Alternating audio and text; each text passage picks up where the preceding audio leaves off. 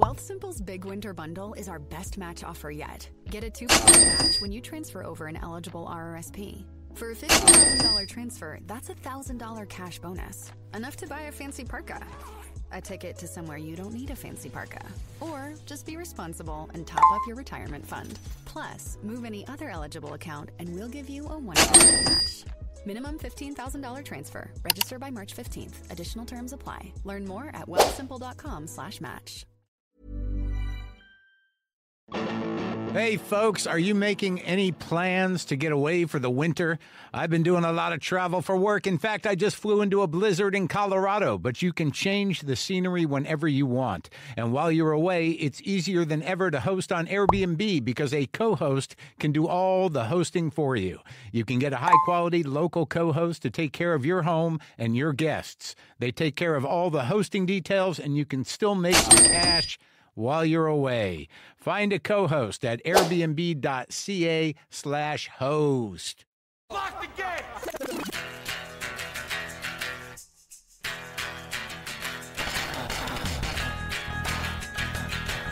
All right, let's do this. How are you? What the buddies? What next? What's happening? How's it going where you are? What's happening out there? Are you okay? Is everything okay by you as we head into this final week or so of what is America and into whatever America will become? That's a layer of stress, at least for me and probably half of the people in the country. But I hope you're okay, and maybe even being happy. I don't know. I don't know from all that. Today on the show, I talked to Welch. She's a comic and cartoonist. Last year, she released the special Dad Jokes, which is part stand-up set, part documentary about meeting her estranged father for the first time in 20 years. The special is now on Hulu. She also co-hosts the podcast Sweethearts along with Beth Stelling, and we talk a bit about the experience that we're living through. But I do know that out here it's very trying and still quite awful and harrowing in not only the possibility of more fires, but just the horrendous loss of so many people here. It's almost unfathomable. I've talked to a lot of people that know people that lost everything, a few people that have lost everything, try to help where I can. We'll continue to do that. And I'm grateful. I'm lucky.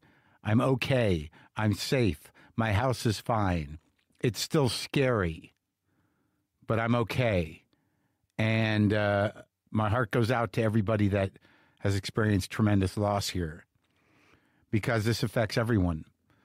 You know, obviously the people that lost everything, it's profoundly affected and destroyed their lives. But for everybody else here, it's a very interesting thing about what do you want to call it? Catastrophe, overwhelming environmental disaster, just anything where there's massive loss and a massive collective feeling of powerlessness in the face of what caused that loss. It's just crazy. And look, I was in New York on 9/11. I remember that day very clearly. How could you ever forget it? I woke up that morning. I turned on my AOL homepage, showed one tower standing, and I didn't know what to make of it. I thought, is this a joke? Is this a gag? Then I went up to my roof and I saw the smoke at the end of Manhattan. It was a crisp, clear day. Nothing was going on anywhere. Everything had been grounded. No cars in the street, no planes in the air. And I went back down to my house and I turned on the TV and saw the second tower fall. And then I went back on the roof and I was like, oh my God. And in that moment where your brain is trying to understand or comprehend or wrap your perception around what is happening, that is when the massive trauma kind of sets in, that moment of realization of like, nothing will ever be the same again. All those lives lost, Manhattan, just incapacitated. It was horrendous. And I stayed, and my girlfriend at the time, who had been getting off the train downtown, a few blocks from the towers, got out of the subway and was in a storm of ash. Walked 40 blocks uptown, packed her bags, and left New York. Only came back to leave again. That's what got us out here. That's what got me to L.A. in the first place. I stayed for quite a bit longer, for months, maybe even close to a year, and she just left because she couldn't, she was totally incapacitated by the trauma of it. But I stayed, and we performed a few weeks after, and New York was just, everywhere was plastered with the faces of missing people. People were walking in a state that was almost like an emotional zombie state. All you know is to sort of try to get back to your routines, but nobody was normal for years. And you could smell it for months and months. And, emotions were high. And I felt some of that same energy here over the last few days. Kind of PTSD that happens almost immediately. The trauma happens, and then you're walking in this zone of disbelief and sort of a kind of temporary emotional annihilation amidst all this destruction out here. And people who aren't affected by it directly, they try to, you go on with your life, but it was menacing. See, I talked about what was going on Monday, and my feelings of concern and sadness and fear, and just the kind of emotional reaction to such tremendous loss on behalf of so many people. And my thought is a natural thought was like, it's time to get out. And it's interesting why, what you're going to do in your mind, if you're lucky enough to, at this point anyways, remain, untouched physically or property-wise, is to, fight or flight. And, all the logic in terms of, sure, I love Los Angeles as much as the next guy. I didn't grow up here, but I've certainly spent a lot of time here. And I love my house. And there's a lot of great things about Southern California. But I got a couple of not odd responses, but just from people who were like, how could you just say you're going to leave? I mean, we gotta rebuild better than ever. We got to fight for our city. You got to stay and fight the fight. Against what?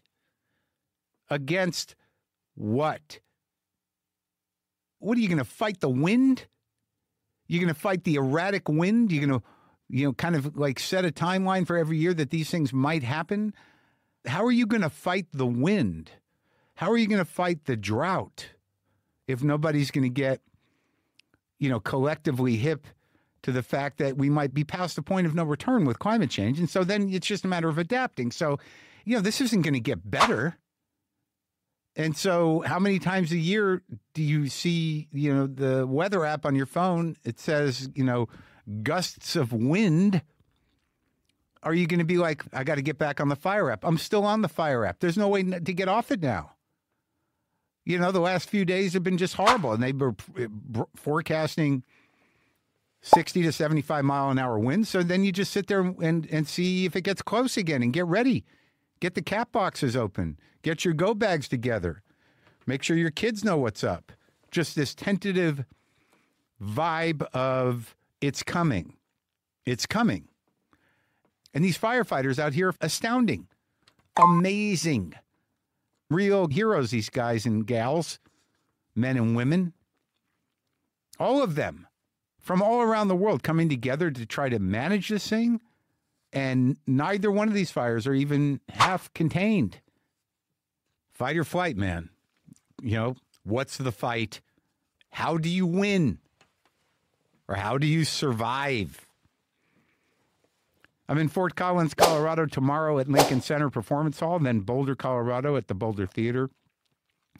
On the next day, Saturday, the 18th, I'll be in Santa Barbara, California at the Lobero Theater on Thursday, January 30th. Then San Luis Obispo, California at Fremont Center on Friday, January 31st.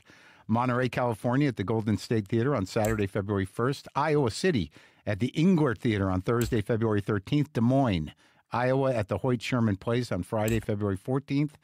And Kansas City, Missouri at the Midland Theater on Saturday, February 15th. Then I'm in North Carolina, Tennessee, Kentucky, Oklahoma, Texas, South Carolina, Illinois, Michigan. Go to WTFpod.com/tour for all my dates and links to tickets. There will be more shows coming up. I'm planning on shooting a HBO special in New York City. That'll be coming up. I think I'm going to be getting some dates on the calendar in Vermont, Toronto, New Hampshire. Heading into that special, getting this stuff together.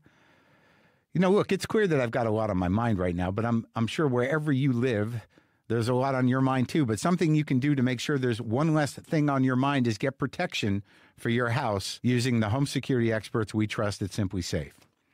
We've been using Simply Safe for almost a decade, and they always provide the best, most up-to-date methods for protecting your home. For example, Simply Safe's Active Guard outdoor protection can help prevent break-ins before they happen. They use state-of-the-art AI-powered cameras with live professional monitoring agents watching your property to detect suspicious activity. They can also activate spotlights, contact the police, even talk directly to people on your property. Hey. Put that crowbar away, you.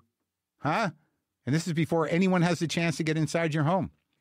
Plans start at just $1 a day with no long-term contracts or cancellation fees. Right now, head to simplysafe.com/WTF to get the best value in home security. WTF listeners can get 50% off their new Simply Safe system with professional monitoring and their first month free at simplysafe.com/WTF. That's simplysafe.com/WTF. for 50% off.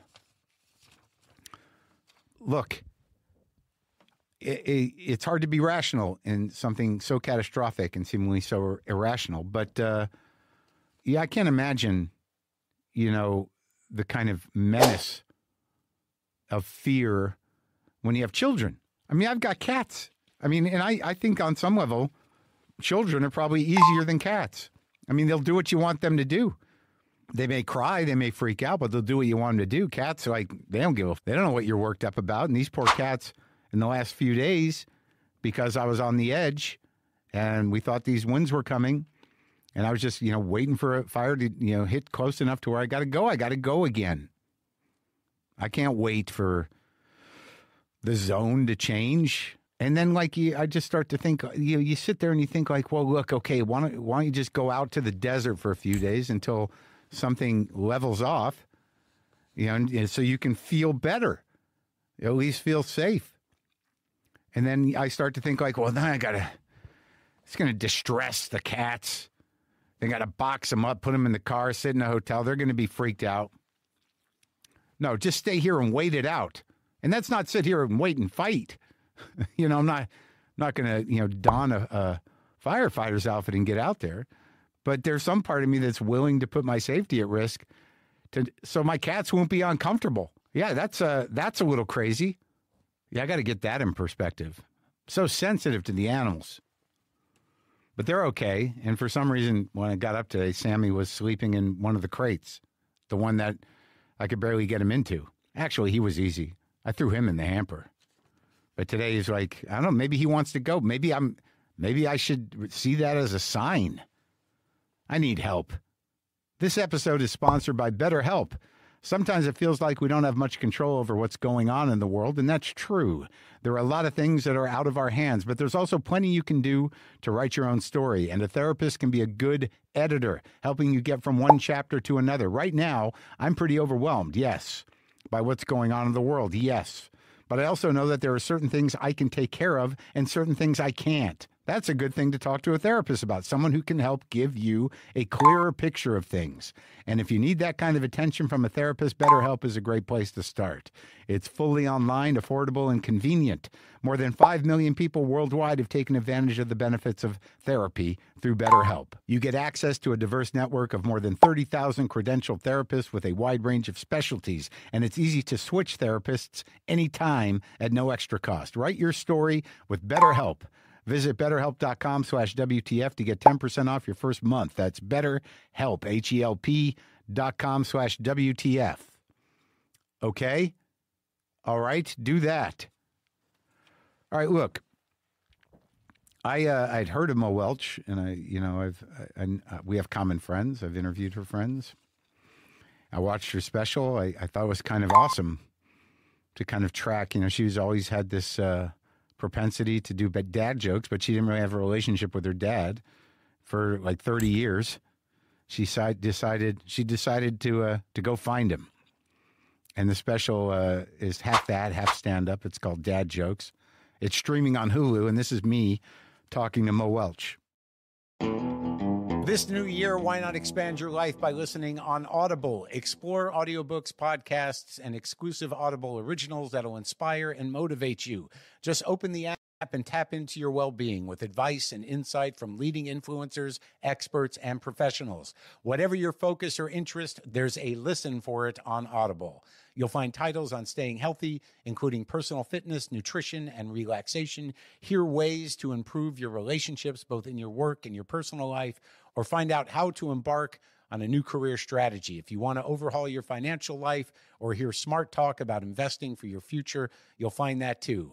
Ultimately, it's all about starting good habits. Making a positive change is the best resolution you can make for yourself, and Audible can help. There's so much opportunity and more to imagine when you listen. Let Audible help you reach the goals you set for yourself. Start listening today when you sign up for a free 30-day trial at audible.ca. With the Fizz loyalty program, you get rewarded just for having a mobile plan. For texting and stuff. And if you're not getting rewards like extra data and dollars off with your mobile plan, you're not with Fizz. Switch today. Conditions apply. Details at fizz.ca.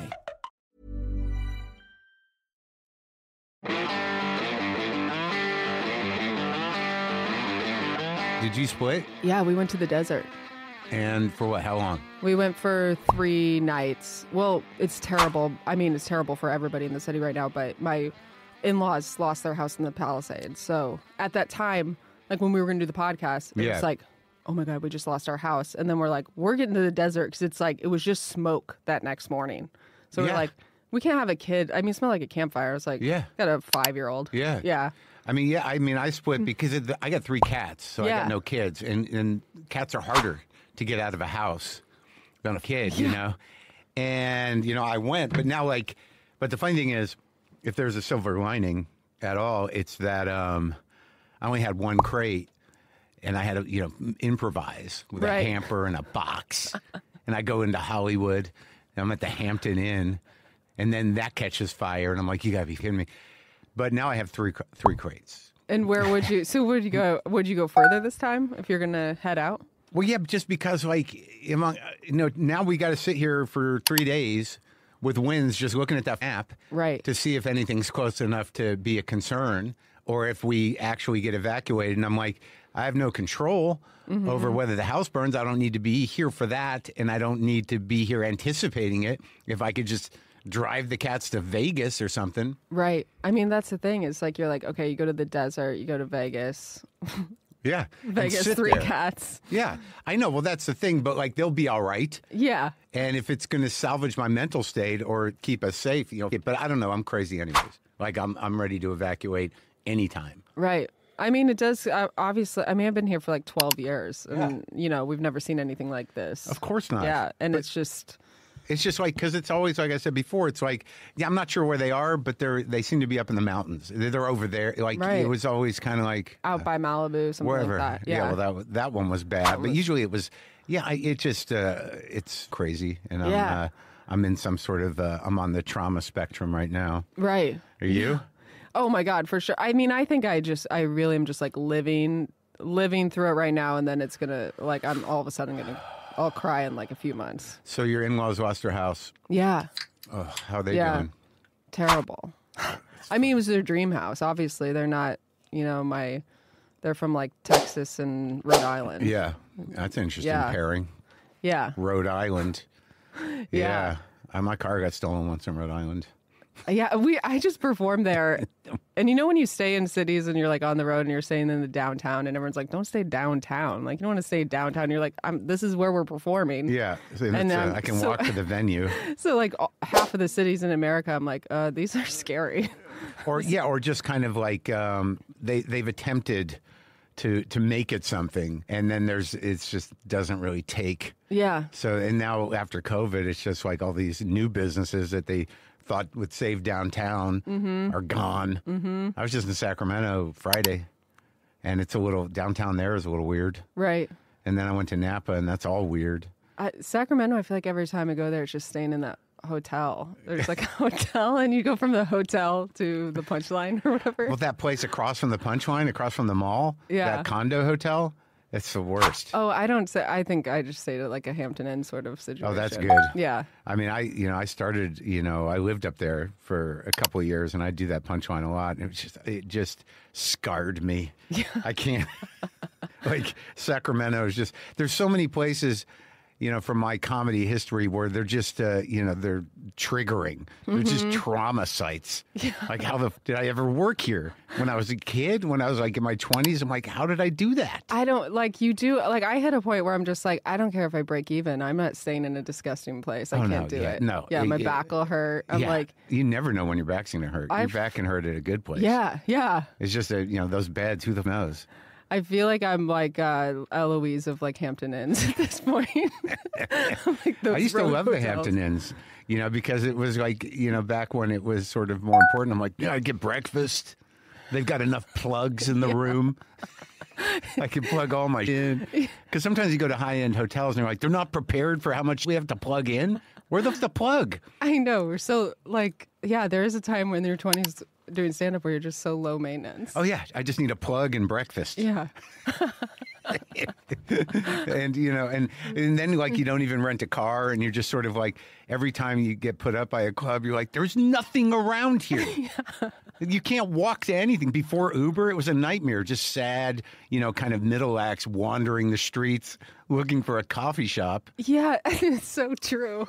We're just sitting. We're not only looking for it, we're just like there for 8 hours. Oh, yeah. In the Why day. not? Where's the cool place? All right, I'll sit there and eat 2 meals over there. I always feel that when I go to Denver, because I'm like, okay, I'm going to rent a car. I'm going to go to Steamboat, or I'm going to go look at. No, I'm just in that comedy condo. With the inflatable clown. I never stayed at that place. But I love that condo, actually. Well, that's what people always say. They're like, well, that's one of the good ones. That club is pretty good, though. I'm going back. I'd never done the suburban one. Oh, yeah, south? Yeah, I always went downtown. I was like, because I was always scared of like, you didn't go the one out in the suburbs. Like, that doesn't sound good, but it's great. It is, yeah. It's crazy that she has somehow managed to make 2 rooms that are awesome for comics. It's incredible. I started in Denver. So, you did? So, yeah, I used to do the phone line, which took like... really? From my memory, it took 12 weeks that first time, where you had to call every single week. If you missed a week, they would drop you off the list. For the open mic night? Open mic. Yeah. And then you get that 2 minutes on stage. Yeah, that's really helpful. Yeah. But it is kind of helpful, No, that was, because they wanted to make sure that you knew that you were dedicated, I guess. But where'd you come from, though? I'm from Illinois. Yeah, look, I watched the special. Oh, and thank you. I have some questions, though. Yes, of course. But only because, we can go through the whole story, but it was... But it was interesting at the end. You're moving towards this meeting with your estranged father, who is a scary fella. But somehow you made the choice, not to include almost any of that conversation into the special proper. We're all moving towards this thing, and sure enough, the guy's alive, and you sit down with him.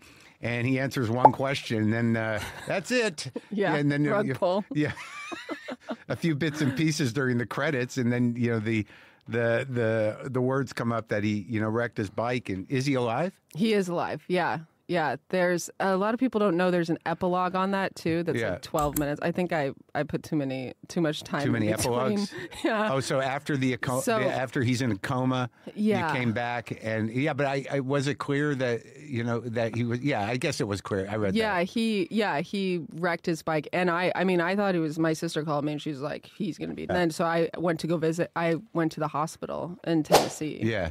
to go see him. Yeah. And he was Not. no, but he was like in it was bad. Well, like, okay, so you in Illinois. You started. Where'd you grow up? What? Well, I'm from Normal. So I was born That's in right. Yeah, Normal. Normal, Have you been Illinois. out there at all? I don't know. It's like it's like a Peoria.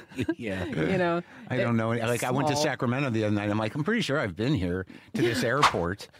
And then like I got to the venue and I'm like, was I here? And she's like, yeah, you were here a couple years ago. I'm like, oh. You stayed in this room. Yeah, Oh, exactly. Yeah, okay. You So killed. Normal, Illinois, but the situation was like from the beginning of your life, chaotic and dangerous. Yeah, it was so chaotic looking back, but yeah, it was like central Illinois, so Yeah. we would just move. So we lived in this small town called Armington, which is in the film. Yeah. And it's like 350, 400 people. Yeah. No businesses. So you're in this town where there's nothing. Like now I'm trying to think. I just talked to somebody else that grew up in a town where, who the hell was that? Where there was literally nothing to do. Oh, it was Richard Gadd the other day. Oh, yeah. But that was in Scotland. Right. And you had to drive like a half an hour just to go to the movies. Nothing. Like seriously, there are no stores. So when I was growing up, there was a gas station. Okay. And that was they had some food there. Snacks. Mountain Dew, Code Red, that sort of thing. The important stuff Right. for Midwest living. M&Ms, yeah. Yeah. And that's it. Yeah. And now that's closed down. It's gone. And where's your mom? She's in Illinois as well, but she used to work at that. She used to be the At the gas person at station? Turner's, yeah. And she used to always get in trouble because she'd bring three of us. Yeah. And sit there? And she would be sitting there. Yeah, we just be Behind the sitting counter there. at the Yeah, gas station? We'd just be playing around. And it's like, at some point, someone has to draw a line and say, this isn't a daycare as well. Right.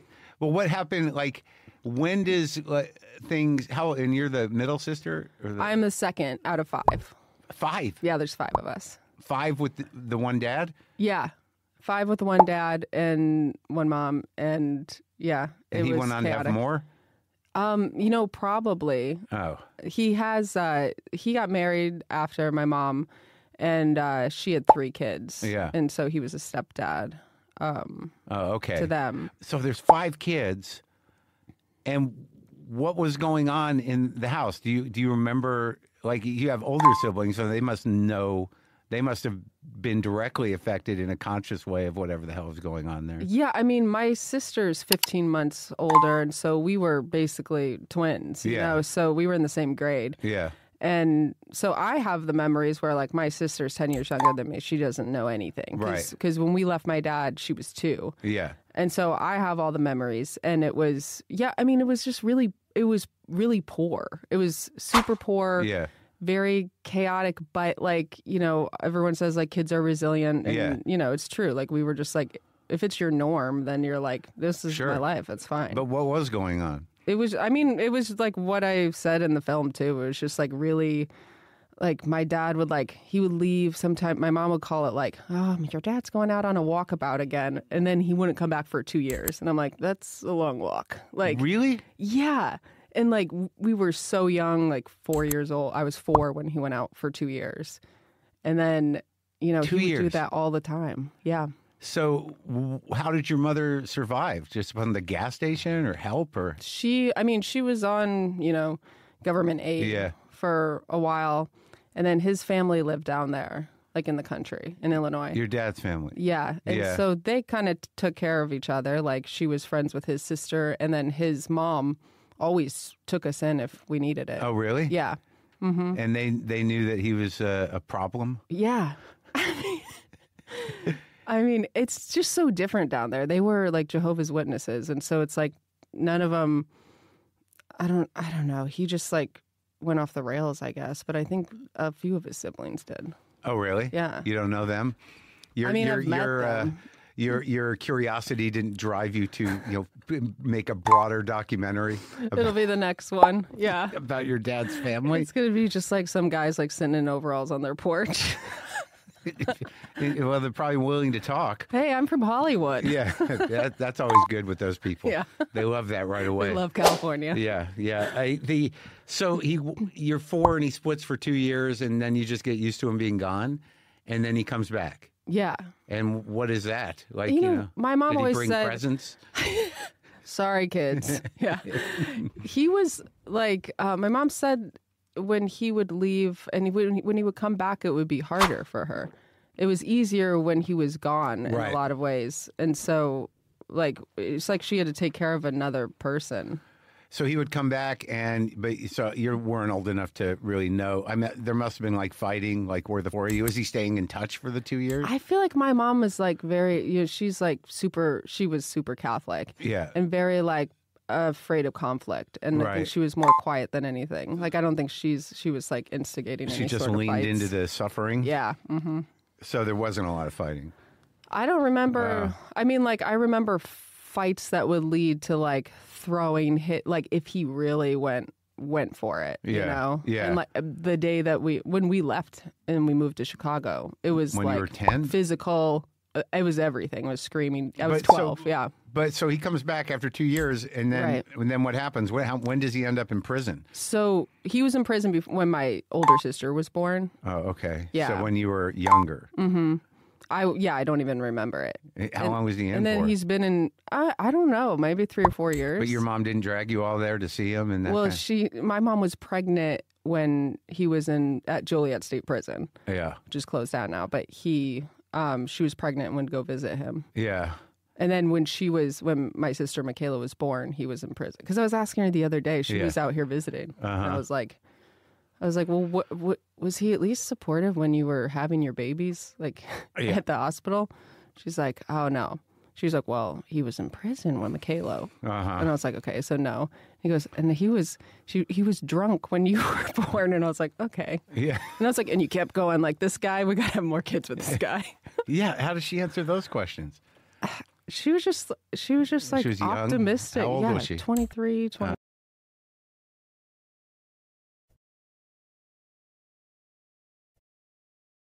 Four. And then she's like, well, I just thought he'd come around. I was like, all right, well, some of this is on you. Yeah.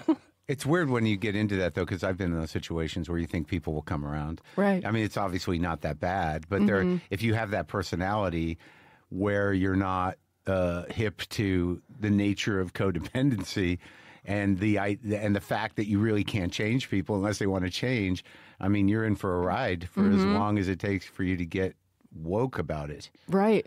Sometimes I feel like I'm waiting around on myself Yeah. to change. Yeah, no, I know. Yeah. Because you feel like you go through these periods where you're like, I think I grew out of that. And then something happens. You're like, oh, no, I'm the exact same. Exactly. But you can choose not to act on it. Mm-hmm. This is the best you can do. Right. Like, I know what this is. I'm not going to do it. I've been here before. Yeah. I don't need to act the way I did before that ruined everything. I feel like that anytime I'm on stage and I really want to go into somebody talking or on their phone or something, and I just go, you're not seeing it. Just don't look that way. And no one knows it, so just kind of look above them. Yeah. Mm-hmm. Yeah. I had that in Napa the other night. I had in-crowd insanity at a theater. Like one woman was just faced and wouldn't stop, yelping. And then another woman was sort of obsessed and parasocial with me and decided that she needed to give me a gift about 20 minutes into the show. Wow. Mark, I brought this stuff for you. And people were like, what is happening? And she's like, I love you. And like she's holding a bag. She's standing up. They pass it up to me, some hand-sewn cat toy and a little Ganesh statue. It was all very nice, but it was odd. Yeah. And I think it's because like nobody brings me gifts, but I've opened for people where people want to bring them gifts. Yeah. And I think it's because they know you're getting off the stage when you're done with your set. They're like, this is my time. Yeah, they might not get you after.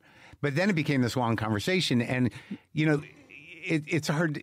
Your nature with crowd work is, you're going to shut this down. But this woman's being nothing but, open and loving. And I'm sort of like, hey, man, I'm going to shut the fuck up. Like, what am I going to do? You can't do that.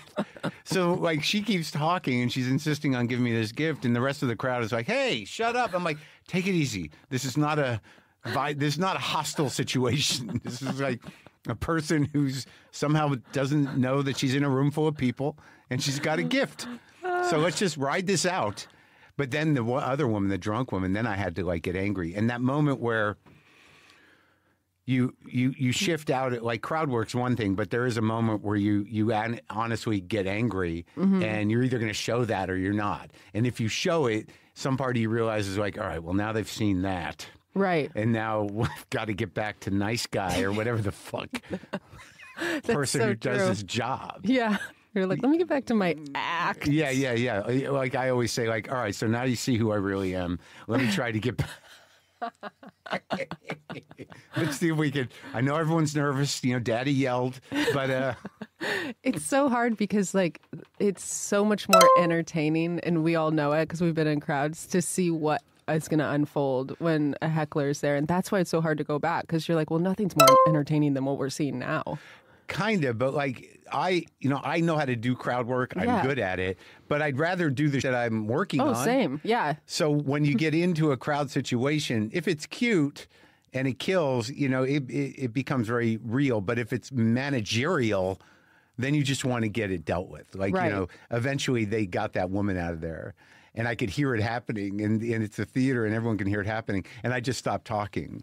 And I just, for like a good 45 to a minute, I'm just sort of like, we're just going to wait until she processes what's happening. Because you could hear that like, no, you know, I'm like, all right, I'm not, there's nothing to do here. Yeah. And no one else, let's just sit calmly. Mm-hmm. You know, for as long as this takes. That's actually a really good idea because everything's gonna be split focus. Yeah. And it's just like, you know, it's being taken care of. Mm-hmm. So why pretend like we're just going to blow over this? You know, wait till it's done and just be like, is everyone okay? You know. I still think it's funny. Somebody crocheting a toy. Hey, ladies, shut up! Just so Wait, funny. toy. You could have a whole 15 minutes at the end where you just accept gifts from everybody. Yeah, well, I tried to put a kibosh on that a little bit because, you know, people don't realize it's like I'm traveling. I carry on my baggage. I can't take the painting. Right. You know. Checking all the cat toys, the paintings. Some guy, as a joke, because I did an Instagram Live about like getting the cats out and, you know, bringing, like when I evacuated, I brought a utility knife. Like, you know, in order to get Buster out of the box I taped him into. And some guy in Sacramento gave me a new utility knife. And I got to leave on the plane from Napa the next day. I'm like, well, I hope the house cleaning staff has a use for this. Yeah. Because I'm not going to try to get this on the plane. You leave a knife as a tip. That's and great. I take it all home. Yeah. Because I don't have the heart to throw it away. I know. Well, Until especially if it's later. homemade. Yeah. Yeah. Yeah, and then it's just another thing. You know, it's nice, but I have a lot of stuff. So I had to kind of limit that. Yeah. Yeah. So, okay, so what was the scene when your mom kind of ran away for good? So we were living in, like in the specialized show, the house that we lived in, which was just demolished. And that house was disgusting. And we were living there. It was like, you know, 7 people and like 14 pets. And Is that the house 2 houses. in the show you went to that's no longer there? Yeah, exactly. And it was like, you know, Outdoor plumbing. yeah, just like there's like a well, and it was disgusting. And I that would was- never be able to deal with that. And that was in Illinois? Yeah, that was like outside Arlington, Illinois. Yeah. Which is like mostly where I grew up, was this, because it was outside the town, a Yeah. mile outside the town. So there's nothing to do. Most of the time we had nothing going on, no cable. No Yeah. But so my dad, I don't know, he must have been drunk or something. I don't remember all of the details. I just remember him going off on a rampage, throwing this like huge atlas book. It like hitting the TV. The He's Atlas like book. kicked my mom in the back as she was like changing my sister's diaper. Like just really terrible rampage. Yeah. And as I'm doing I'm just That's breaking okay. all your Yeah. stuff. And then my mom was just like, that's enough. She just hit it and she goes, we're leaving. Oh, yeah. Yeah. That was it. Yeah. Yeah, it's an interesting moment, that Yeah. clarity, and you do what you have to do. Yeah. So your dad's like kind of bumbling around the house violently, and she just loads the car up, and that's She it. goes, so she gets in the car with all of us. We got one of those. And you're how old? 12. Oh my God! So that's like real memory. And I'm the helper. Yeah. You know, so we have like that one of those station wagons, the Woody station wagons. Yeah, like a Caprice station wagon. It's like or a something. Mercury Yeah, Grand yeah. something. With the fake wood paneling. Exactly. Yeah. It's like opens like Old style. in the yeah, back. the big back door, Yeah. swinging back door. Swinging back door. Yeah. And so we get in there. He's throwing at the car. We're backing up. What? Yeah. So you're driving away and you just see an angry, raging man in the rear view? Yeah. And you're just like, and she's and trying probably to get two of you are in everybody. the back looking out that back window. Yeah. And it's, and then so we try to get a hotel that night. We can't get a hotel. We end up staying with my granny, who's my dad's mom. Yeah. And then she's like, he's at it again kind of deal? And then she tries to convince my mom to stay. Yeah. And my mom's like, I'm getting out of here. Wow. So then my grandpa comes down. And he helps starts us. raging? Yeah. So then he starts throwing at us. My grandma gets in on it, throws a few things. Wow. But he helped. My grandpa from my mom's dad came down from Chicago. Oh, okay. Drove down, packed us all up, and then we moved in with them. Oh, thank God. Yeah. And we lived happily ever after. Oh, good. Did you? Was there room? Did you, like, what? Yeah, I lived in the attic. I mean, right. Yeah, it was. But at least you were in a relatively loving environment. Yeah, I mean, her family loves us. Like, it's. I mean, it was for rough. Grandparents. But, yeah. Right. Right. And then what happens? You got to change schools. You got to do all that. Yeah, we changed the school, but I was, I don't know if I'm like psycho or not, but I just didn't feel any trauma at this point, or like I was excited to leave. I was excited to like possibly be popular at this next school, change you're a things kid. around. Yeah. I mean, it's not like, rebrand. Yeah. How do you, I mean, you don't register that kind of trauma unless someone beats the shit out of you or does something awful. Right. You're just sort of like, oh, grandma. Yeah.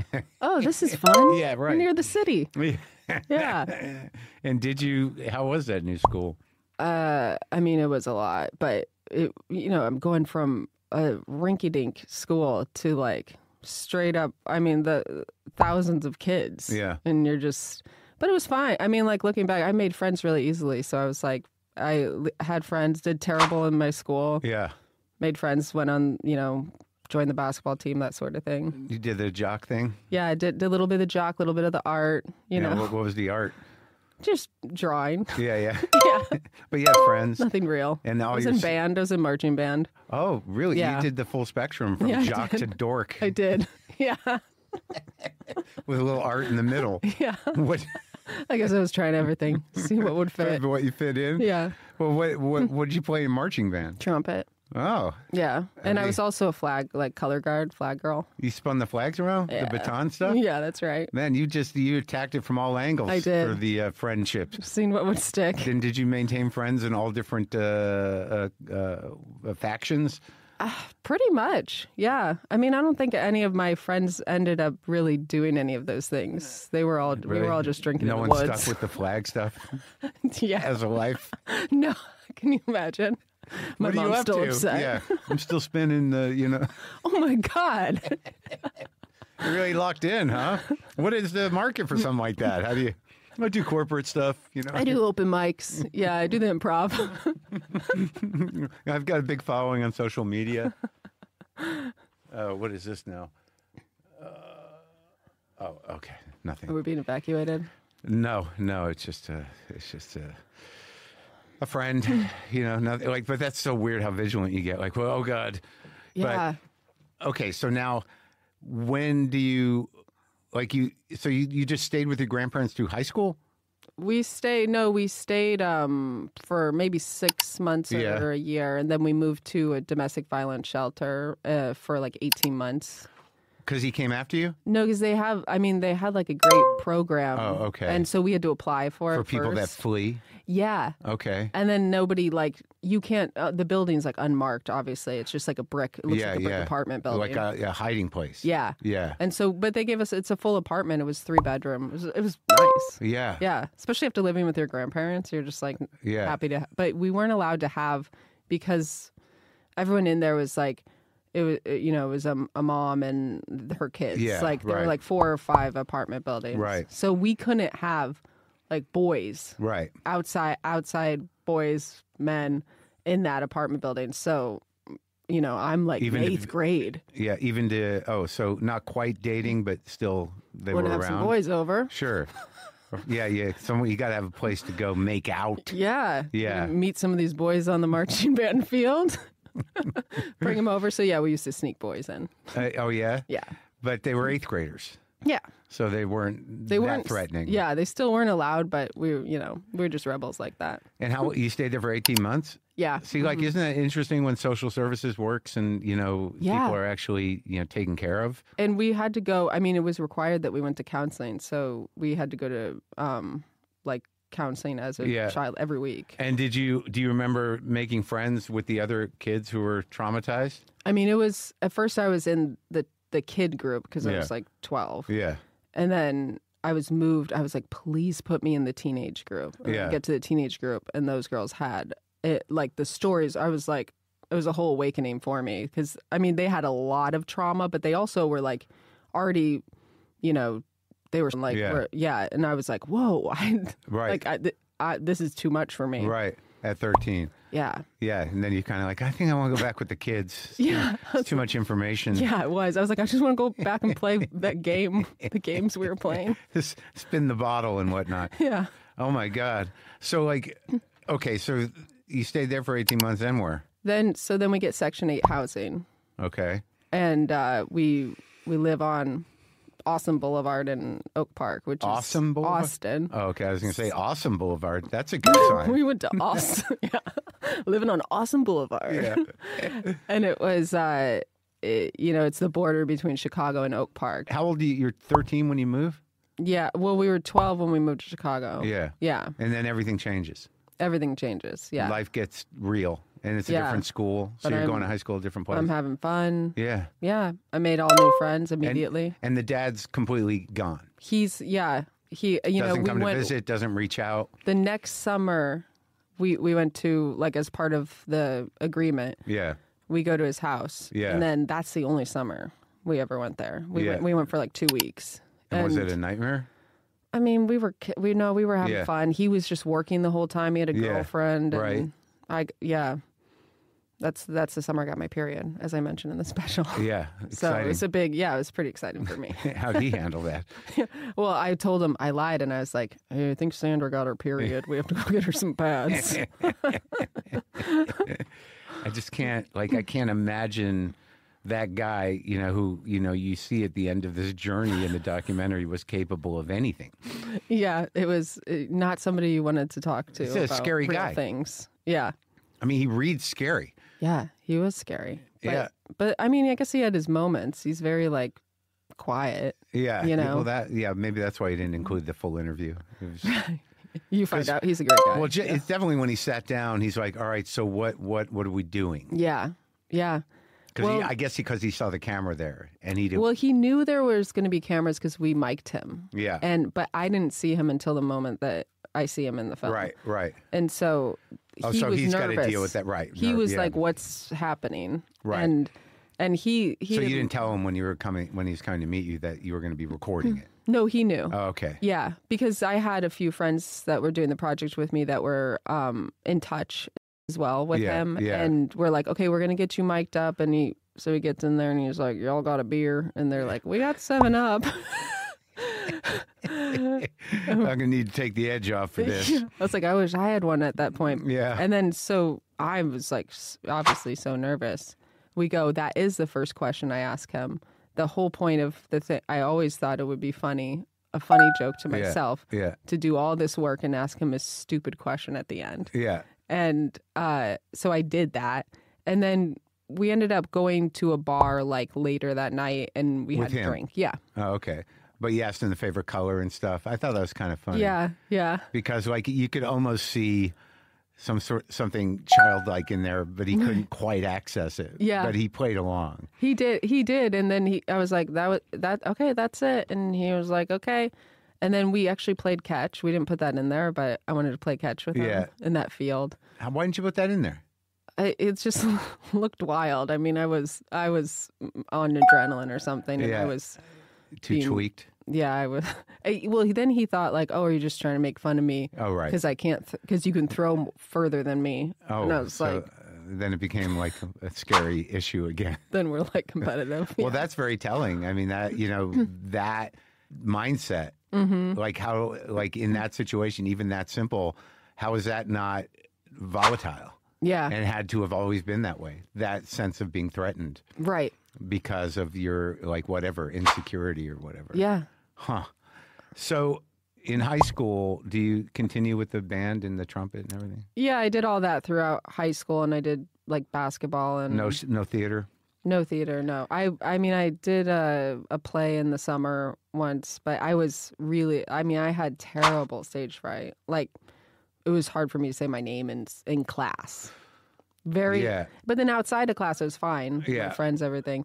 But like, I was like the sweaty kid. That was Me just too. like, yeah. It's interesting that when you're like that, and then we end up here. I mean, I was a Right. smart ass, Mm-hmm. but if asked to, or you know, if I had to do something public, like I could crack jokes and Yeah. and disrupt. But if it's sort of like tomorrow, you're gonna have to get up in front of everybody, and it's like no. Yeah. No, I was the same. I could disrupt and I could be Yeah. funny and I Yeah. would be at the disciplinary center. Yeah. But like if they're like, you have to say your name and what you did this summer. Yeah. It's a nightmare. So but what about the thing with when does the boys thing crap out on you? I mean, looking back, it's hilarious because I'm just like, I was like, I feel like everybody says they need like intimacy, and I'm like, well, I don't need this in my life to survive. And Yeah. it's like, oh yeah, well, it's because So, but you didn't have any inclination that you were gay early on? no, it was really happened when I started comedy. Oh, It was that's almost like wild. it broke me open. So when you were with boys, you were just sort of like, well, I guess this is supposed to be We were good. like, yeah, like my college boyfriend, I dated him for 2 years. Oh my God. and I had a high school boyfriend for 4 years. Yeah. And you were having, Yeah. and it was just sort of like, I don't know. I mean, I could count the amount of times on my hand. I was, Right. Yeah. Yeah. Yeah. But it was sort of like, this is supposed to be good. I'm not, Right. I'm just like, this is, I'm like, all right, I guess some people need this. I mean, I was like, I could go my whole life without this. I guess I'm just stronger than everyone. Yeah, this seems crazy and messy, and I don't know what he wants. Yeah. Like, you again? Yeah. What do I do? Oh my! What didn't you talk about it like that sad hand job? What was that in the special? Oh, yeah. You're like, I don't know. Nobody tells you how hard you're supposed to pull. There's no book. Yeah, Like, and you're just getting competitive with yourself. Yeah, you assume that that's a memorable thing for the wrong reason for that guy. Yeah, You're like, don't you like getting a hand job from a lesbian? yeah. Yeah. What's the matter with you? It's a Yeah. rare gift. Yeah. So My wrist's so strong from that color guard. yeah, I'm surprised you didn't use both hands. Yeah. But okay, so after high school, did you go to college? Yeah, I went to the University of Wyoming for no reason, really. Just because you got in? I got in. It was like basically 97% of the people that apply get in. Yeah, right. And I was like, all right. All right. Yeah. You didn't live there, so did you have to pay? Was it state school? I mean, Yeah, but it was less expensive than any other, like, for out-of-state tuition. And is that where you start doing comedy? So I'm going there. I'm like, every other semester I'm failing out because I have 2 jobs. I'm working at the radio station, working as a photographer. I'm working like all these jobs, trying to keep up. I don't care about school that much. And then basically one semester from graduating, I was just not going to school and I was working. Yeah. And then I started comedy. I was like, In Wyoming. Well, I decided, I think I could do that. And like watching SNL stuff. Yeah. It's like, I wonder how they started. And then I go, they did improv. Yeah. So I called the improv theater in Denver, which is 3 hours away. Yeah. And I was like, hey, I'd like to sign up for classes. So Yeah. I start improv Commuting? classes once a week. Yeah. Driving down Driving there, 3 hours. And the first time I did improv, I was like, I'm going to do this for the rest of my life. Keep in mind, I'm terrible at improv. Yeah. But you like the community? It seemed fun? I was just like, I can't believe that this is what people do. Yeah. And then pretty quickly into that, somebody told me, you should try stand-up. I mean, probably 5 weeks in. Yeah. So then I started doing stand-up in Denver. And I'm driving from Wyoming, bombing. So I'm going over my set for the open mic the whole way down. Oh, 3 hours. Completely bombing. And driving up at like 2:30 in the morning. And I do that for, I don't know, a year. Once a week. Yeah.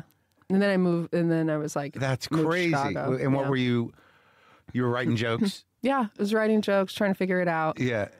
And just going up and tanking. Yeah. Oh, yeah, because it was that thing. I had that thing where it was like first 10 times, I'm like, I'm not bad at this. And then at least 2 years straight, just like really bad, really. But I just kept going.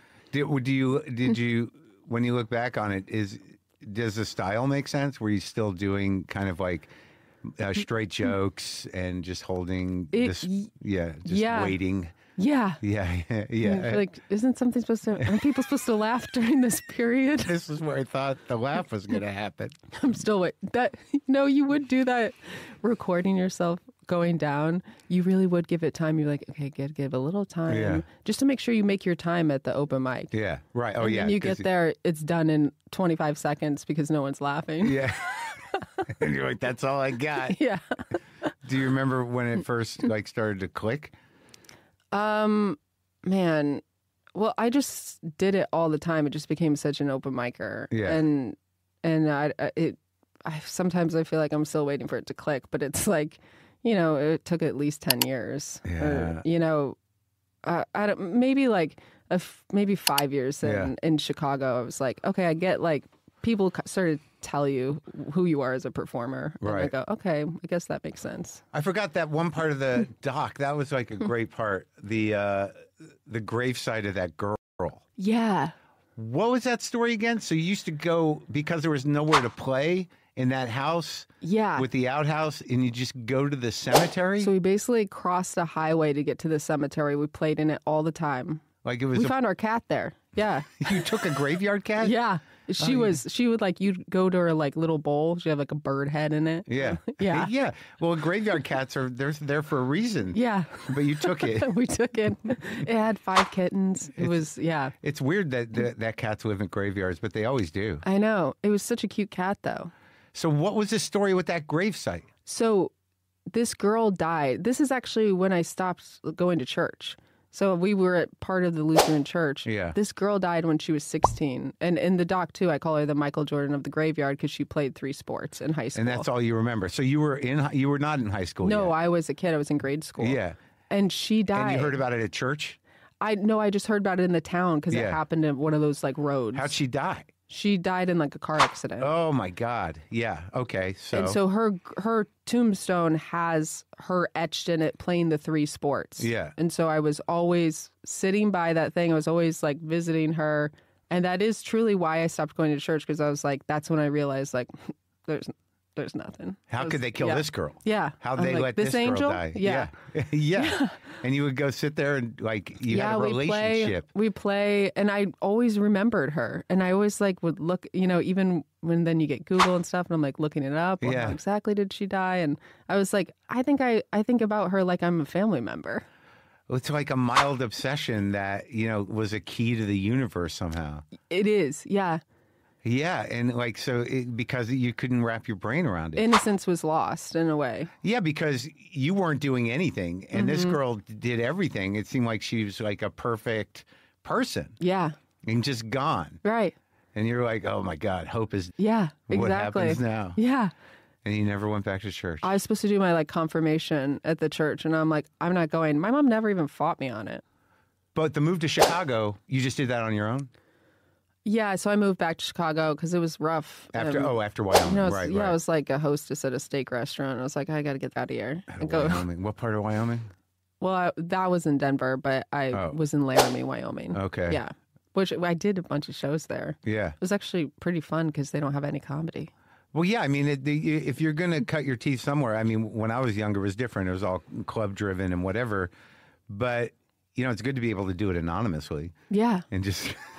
nothing's anonymous anymore. Right. People are posting their videos of their first set and putting them up, and I'm like, I think you might regret that. You are going to, because I had a really early set in Wyoming, and I remember somebody with you had a professional camera like the news guys and the VHS, big VHS cameras, the big one. And I remember contacting him years later. I was like, you don't have that tape still, do you? Yeah. Can you burn that? Yeah. Yeah. Did it end up somewhere? No, thank God. But did he have it? Never did anything. He probably lost it or something. I have tapes of me on Evening at the Improv from like '89. I have club tapes from '87 and '88 that some guy's making a doc on me that I gave to him, and I'm like, wow, Like, look at me. At least if you're like, if it's televised, at least it's your best stuff. These people are posting like absolute garbage. Well, they were club sets, but the most interesting about seeing that stuff is like, for years you can't look at it. You're like, Right. I don't even want to see it.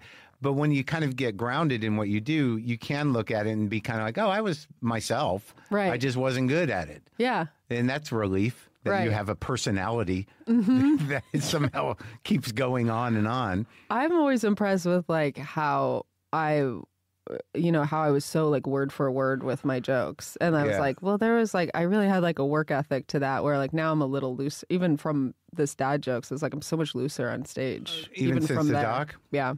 Well, I think that happens where you have no other way to do it at the beginning than to write jokes. Yeah. There's nothing else you can do, and that's how you figure out how to do it in a way. I don't think I really broke loose of that totally until the mid '90s when alt comedy started to happen and Luna Lounge started to happen, where we were sort of told to try to come up with new stuff every week. Right. So then I started to like angrily talk about my day, and it changed everything. Then San Francisco changed everything, where you realize like you own the space up there, and you can, if you can hold them, you can kind of do whatever you want. Right. Yeah. It's just the skill of holding an audience without them being like, all right, so this is. I guess she'll be done soon. There's more, right? God. The amount of people that have been there with their like work backpacks that clearly got free tickets from the hotel, and they're like, "Is this the whole thing she does? This could be the whole show. Is it all lesbian?" Yeah. Oh my. So when you go to Chicago, where are you working? So I start to do everything. I do like IO, I do Second City, I do all the improv theaters, and then I just As a start doing stand-up or- No, oh, and then oh. and at the same time I'm doing stand up, which helped me because I had such terrible stage fright. Right. And So it's like- were you getting any better at improv? Probably not. Like Yeah. I really But you would were forget taking people's classes at names. IO and stuff? Yeah. Okay. I went through the whole program, but then I never would make the Herald team at the end. But it must have given you some confidence. It did. It Yeah. helped me on stage. I really needed to get comfortable on stage because Yeah. I was like so nervous. I mean, I think about it the entire day. Yeah. Be going to the bathroom like 3 times. Like, oh my God, I got a 5-minute set. Yeah, the dread of it. Like, Yeah. because I was thinking about that with the fires and with, different points in my life.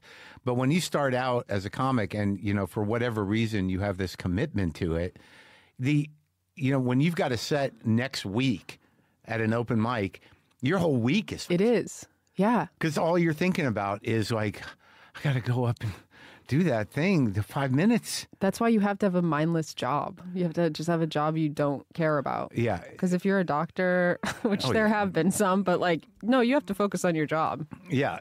No, I'm trying to remember what I was doing when I was doing those.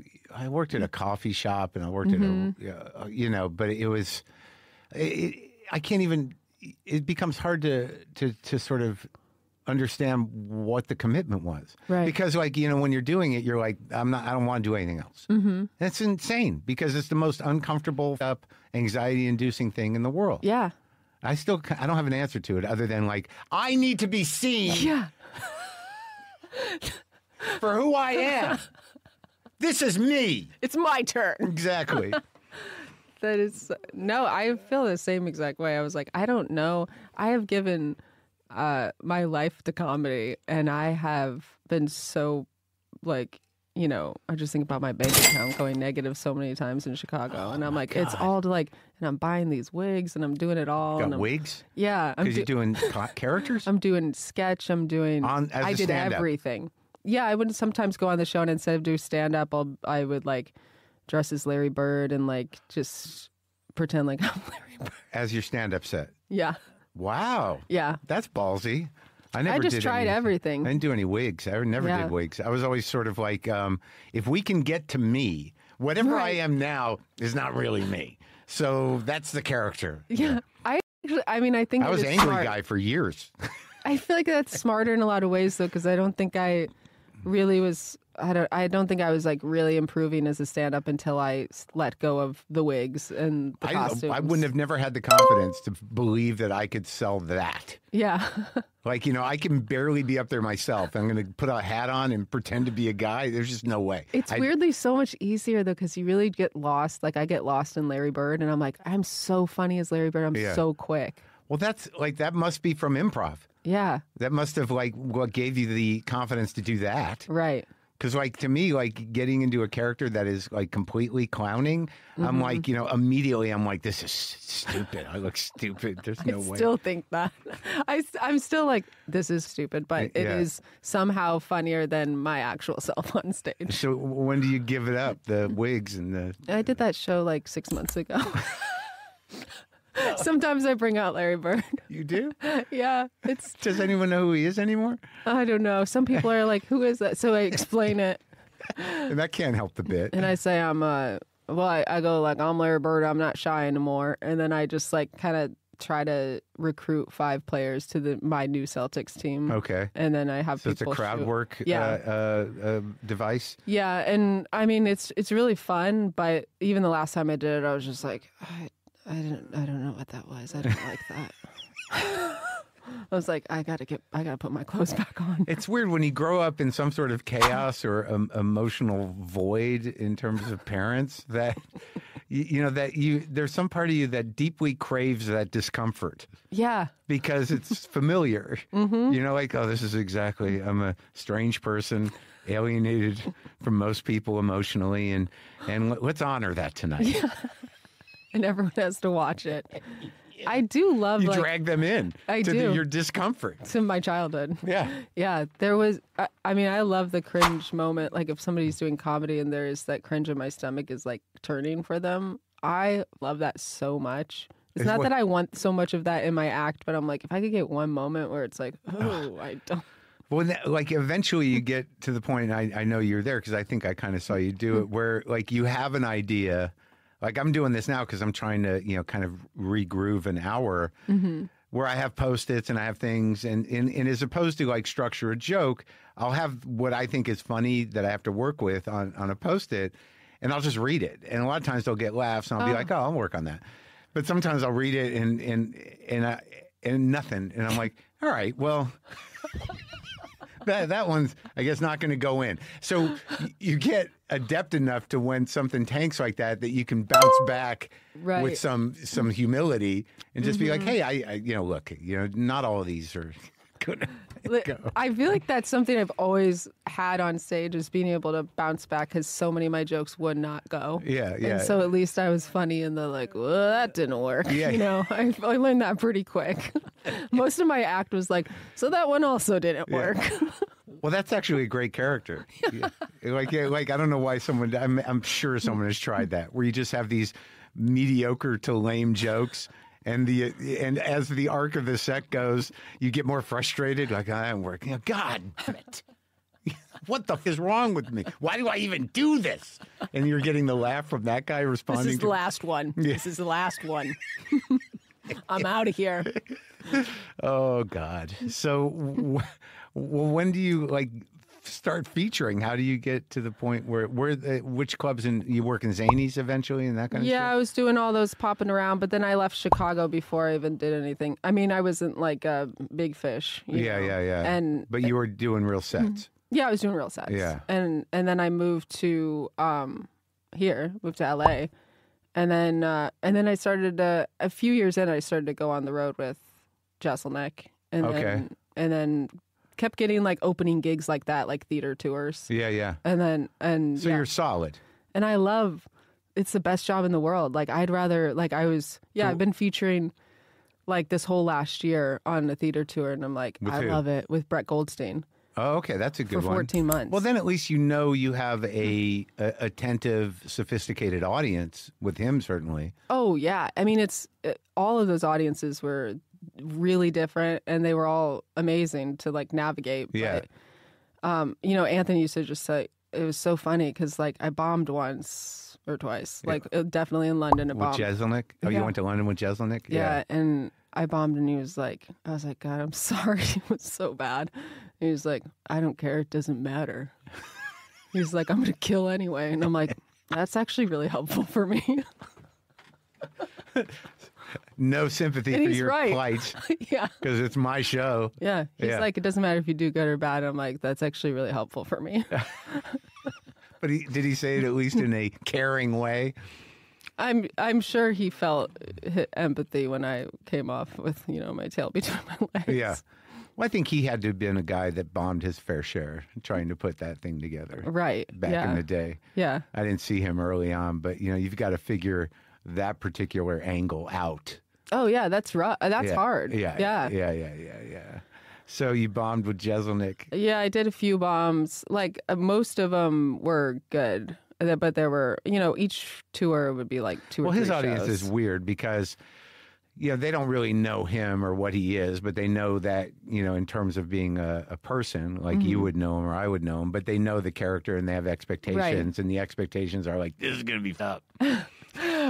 Yeah, and then I come on and I'm like, so I'm a lesbian, you know what I mean? And it's like, real person.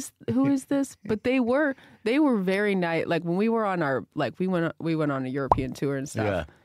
And we did America, and it was like we had so much fun, and his audience was so good to me. Yeah. And it was definitely harder. Like it was a hard audience, but in a good way, where like I only had a few shows that were like, sorry. Yeah, right.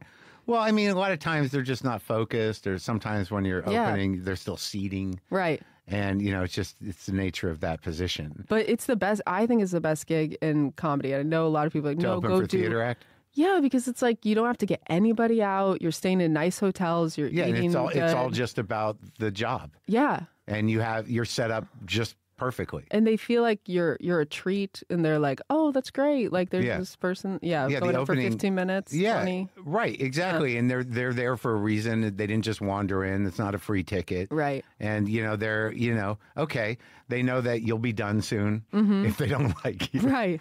Yeah. And they're going to see the person they came to see. Mm-hmm. Oh boy! So when do you meet your wife? We met in 2014. We met. Oh, it's been a while. At a bowling. We met at a bowling alley and at this event called Les Bowl. Oh, I was going to say, how is that? I'm glad it was a You're a specific bowler? event. Yeah. And it was sort of like, is a lesbian the best of bowling thing? Yeah, we moved from softball to bowling. it was like a hockey, rotator softball, cuff bowling. sort of thing. We're like, we Yeah, got to yeah. go underhand now. Yeah, our shoulders are hurt. Yeah. Yeah. I remember field hockey somehow being a sport. I for remember the calling lesbian. it dyke hockey when I was completely in the closet. Yeah, I just okay. So you meet her. What does she do? She is a writer. She writes. She started as a performer, like improv sketch. But I didn't know her when she was a performer. And she's a writer. She does like kids TV, kids movies, kids musicals. Oh, really? That sort of thing. Yeah. Mm-hmm. Who's that? What's her name? Oh, Samantha Martin. Oh, who did I talk to that was started in kids stuff? Oh, Robbie. Oh, yeah. Yeah. Robbie Hoffman? Yeah. Yeah. Like she was like big, like that was her big thing, is that kids show in Canada. I mean, a lot of the people I know that work in kids TV, Sam too. Yeah. It's like she's never stopped working. Where all of us have all these years of gaps of shows we've been on or whatever. Yeah, I think that kids expect less. Yeah, I could use some of that. Yeah, low expectations. Sure, like if it works for the kids, they're like, let's do it for a decade. Yeah, you know. I mean, they're not going to be like, I don't know, this character arc. Right. Yeah, this really does. They really jumped the shark on that last puppet thing. You want the same thing over and over. Because there's always a new generation of kids. Yeah. Yeah. Well, that's exciting. And how long before you got married? Few years, maybe 2 or 3 years. Yeah. Yeah. And then we got married at her parents' house. In Palisades, yeah. And and we've been together forever now, 10 years. And it's good? You work it out? Yeah, it is good. We had a kid, and there were some rough years in COVID for both of us, just having to be on top of each other. Yeah. But I feel like we made it out somehow. Yeah. Well, it's either going to bring you closer or destroy it eventually. Yeah, we'll see if we survive the fire. Yeah. Like every few years, LA gives us something. Well, yeah, but when you're locked in, you got to figure it out. And you had the kid during COVID. How old's the kid? She was 5 months old when COVID hit. Oh, my God. And I just went back. I was working on Anthony's show, Good Talk, and we were there for maybe a week. You wrote on or that? something, yeah. And I was like, I'm out. I'm going to get a gym membership. Yeah. I'm back because I had the baby. So I'm like, okay. You had it? I'm like, I'm going to get my body back and stuff. And no, shut down. Really? Yeah. How was that experience, having the baby? It is really wild. It was really difficult for me because it's not my identity to be pregnant. Like, I didn't do that thing where I was like always rubbing the belly. I was like so nurturing. And when photos women go like this when they're, they cup the top. Just so you know I'm pregnant. That sort of thing. Right. I was always arms all the way out because I was just like, I don't like that. Yeah. I have an alien inside me. I need it out. Yeah. It was, I mean, what was the decision process on who had it?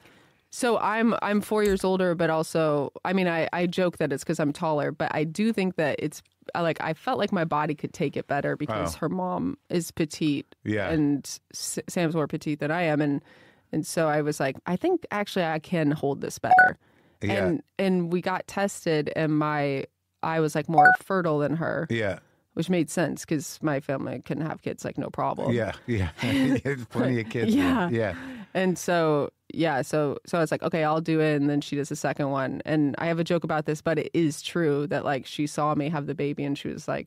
No, this is it. Yeah. Because she was like, I'm backing out of the deal. Which is funny, because when dads see it, they're like, oh, if I could. Mm-hmm. And, like, she actually did get to see it and had the opportunity to do it, and she was like, no. Mm-mm. Yeah, I think you talk a bit about that. Yeah. It's just like, was it a 9/11 joke, I think? Oh, yeah, because we told our doctor she was supposed to be born on 9/11. Yeah. And we really did tell him, we were like, I want to get this out as soon as possible. I don't want her to be born. So you were induced or you had cesarean? I was induced. Yeah. And he did. He was like, let's do this. Yeah, let's get it out of there. Yeah. So the kid's how old now? She's 5. Oh, and it's good? Yeah, she's great. Yeah. And having one kid is good. I would feel kind of weird leaving on the road, leaving like a newborn and a 5-year-old. It's a lot. It must have been in some way beneficial that COVID happened in terms of attention to the kid. Mm-hmm.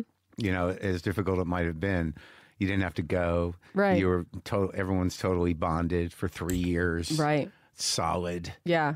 To be honest, I was like, you're never ready to leave and go back to work. I wasn't ready. I mean, mentally, sometimes I was, but I was like, emotionally, it was hard to be away from her. And what are you doing? Like, what's on the plate here? How's that special doing? What do you got going? The special's good. It has like a small audience that's watched it, and now it's on Hulu, so maybe more will watch. Okay. But It's called Daddy Jokes? It's called Dad Jokes. Dad Jokes, yeah. Yeah, Daddy Jokes. And the whole premise is that you were doing dad jokes, but you had no relationship with your dad, so you thought you could either broaden them or make them more honest if you had a relationship with the guy. And get some new ones, Yeah, so it was intercut with this documentary of you going to meet your estranged dad. Mm-hmm. Yeah. Now, like, then when you think, like, is he... well now? I mean, is he functioning? Yeah, he's functioning. We were texting a little bit. Yeah. But then I think he saw the film and was like, he hasn't texted since. That's it. So now it's back to normal. I mean, it doesn't matter to me. Yeah. Like So there's no sort of like, you got to meet your granddaughter kind of. No. Yeah. Mm-hmm. He's just not a nurturing fella. Yeah. Yeah. Yeah. I don't think he was ever supposed to have children. Sometimes. So he had 5. So he had 5 with my mom. It's just because she's Catholic. Yeah. And there was no other way There's to go nothing to do. It. Yeah. Yeah. Here comes another one. And she always was like, well, he was so good looking. He was hot. And I was like, Mom, I don't want to hear about how you were horny. And that's why you made all these mistakes. Well, how are you with your mom? Great. Yeah? Yeah, we talk all the time. And is she able to, and she's got a good relationship with the kid and everything? Oh, yeah. She loves her kids so much. She loves all of us. She thinks all of us can do no wrong. She's like, every day, she's just like, I just don't understand why you're not on SNL. Or like, she'll be like, I saw Fortune with a Netflix special. How come you don't have a Netflix special? It's always something. Yeah. Your job isn't justified until something on their radar shows them that you've made it. Yeah. And meanwhile, most people, no matter whether they have a special or not, are out there pounding the pavement trying to keep the thing going. Right. But what is the plan though? You just touring? Yeah, so we ended the tour, and I was writing and performing on the Office spinoff this whole last year. Oh, that's a good gig. Yeah, and at the same time, I was touring on the weekends because luckily they still let me keep a lot of those dates. Now, when's that show come on? I think it's coming out in the spring. And how was that experience? How do you think it was? Was it funny? I hope so. Yeah. I mean, it's a big cast. It was like super fun. The writers' room was like really fun. I met like a ton of great people. What's the angle of it? How's it a spinoff? Like it's basically the same. I mean, it's the same tone. It's like the same. Yeah. But is it the same office? No, it's like a different place. It's not Dunder Mifflin or whatever. No. It's a completely different, just like spinning off to a new business. And it's going to be called The Office? No, I don't think so. Like I don't know if they're going to keep it, but they were reporting that it's going to be called The Paper. But I mean, I have no idea if they're going to change it last minute. So is it even affiliated development-wise to The Office? No, it's not the same showrunner or the same... Oh, yeah. No, it is. Okay. So it's Greg What's his Daniels. name again? Greg Daniels, yeah. And then Michael Coleman. Oh, good. Well, that's a good gig. Get your WGA insurance. It was a lot of... Yeah, it was... Yeah, it happened. It was it's like any job I get that's not stand-up is like the interview's on Friday. Hey, you start on Monday. So I was like, what? Well, it's a good loop to be in. Yeah. A comedy writer that can do it. Right. Well, good. Congratulations. Thank you. It was Thank you so much. Great talking to you. It was so great. I hope we survive these. Get in our cars. God. I'm literally just sort of like, should I just go to Vegas for 3 days so I don't have to sit here in the wind? You go to Palm Springs, Joshua Tree. I thought of that, but like right now, it's flagged right up to Palm Springs. Oh God, because that's where we went, and it was like, I don't know, blue. It was like this wasn't happening. Yeah, yeah. And there's less to burn, I think, out there. No. Yeah, that's what it seems like. A lot of rocks. Yeah, but like everyone becomes an amateur meteorologist. Like with the foliage, the vegetation doesn't seem to. Yeah. All right, well, we'll see what happens. All right.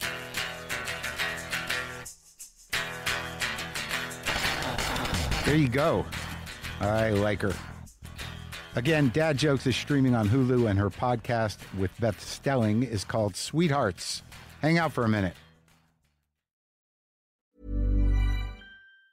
Looking for a community that has it all? Welcome to Crossings, the urban hub of West Lethbridge. At Crossings, you'll find a vibrant village designed for living, working, and connecting. With top-notch schools, a state-of-the-art rec center, retail spaces, and parks, it's more than a neighborhood, it's a lifestyle. Enjoy NHL-size arenas, an aquatic center, an accessible playground, a 55-acre sports park, pathways, and a library with enriching programs. Learn more at crossingslethbridge.ca.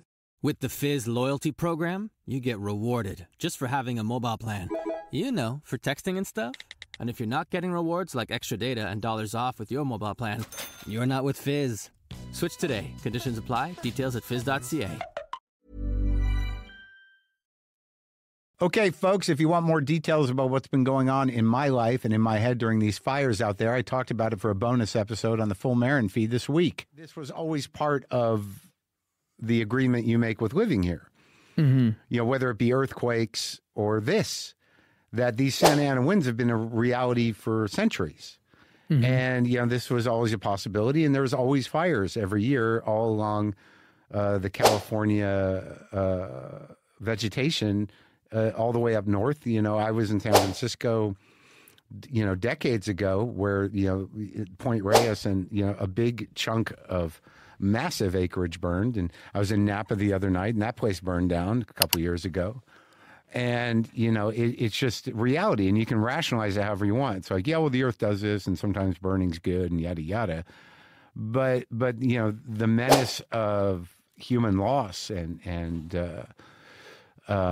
tragic loss of property and you know, possessions, you know, it's a reality on a major scale. To get bonus episodes twice a week, sign up for the Full Maron by going to the link in the episode description or go to WTFpod.com and click on WTF And a reminder, before we go, this podcast is hosted by Acast. Here's some guitar I enjoyed.